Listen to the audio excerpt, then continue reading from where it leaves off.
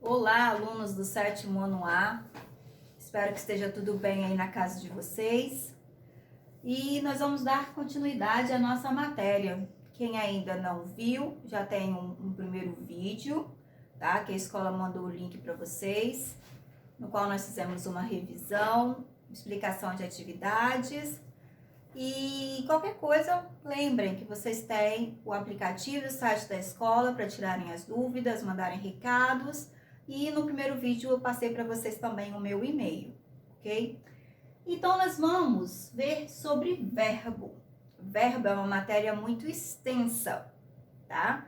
Então eu dividi em duas aulas. Nós vamos ver um conteúdo hoje e um conteúdo num próximo vídeo.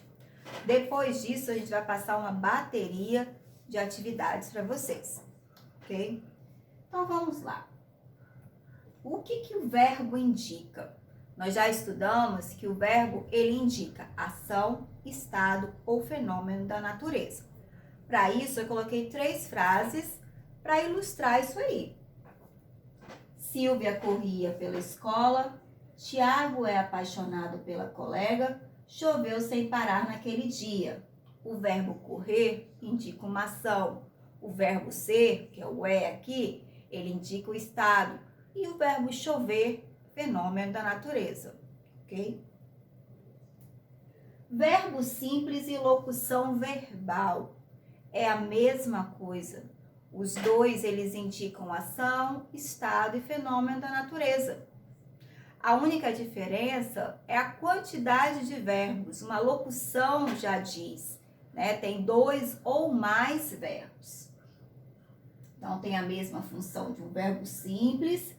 Na locução, nós temos 2 verbos e cada verbo desses, na maioria, tem 2 verbos, mas podem aparecer mais.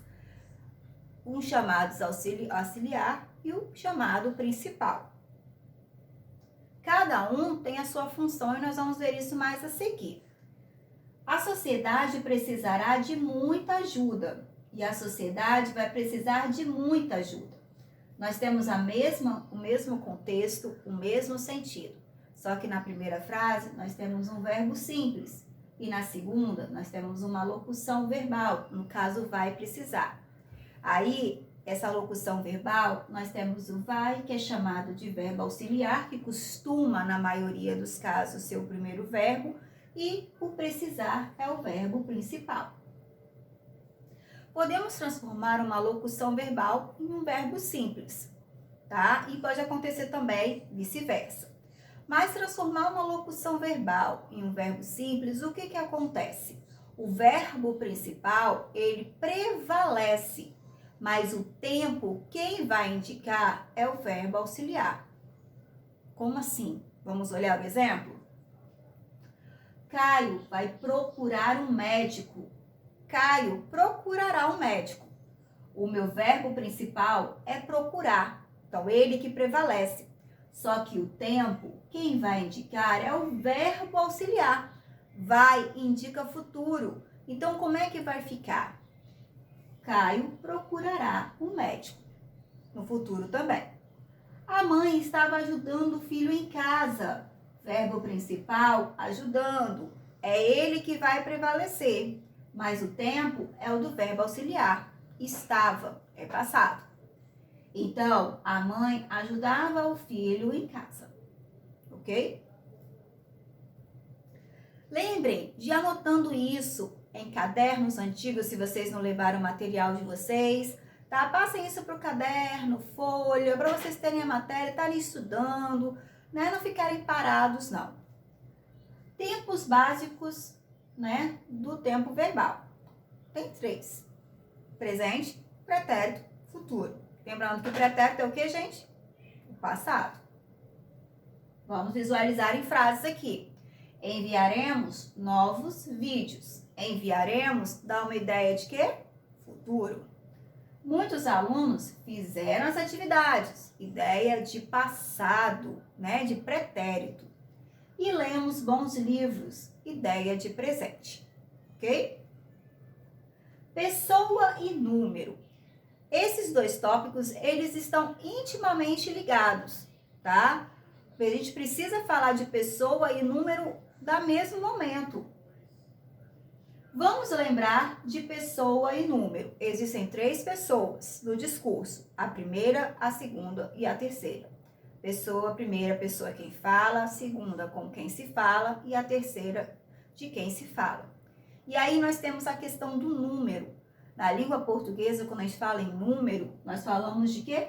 De singular e plural. Aí eu coloquei uma tabelinha para vocês poderem visualizar pessoa e número. Existem 3 pessoas. Eu, tu, ele. Primeira, segunda e terceira pessoas do singular. E existem 3 pessoas, nós, vós e eles, do plural. Ok? Só que a gente tem que lembrar no seguinte. Na maioria das nossas frases, o verbo ele vai indicar pra gente quem é essa pessoa.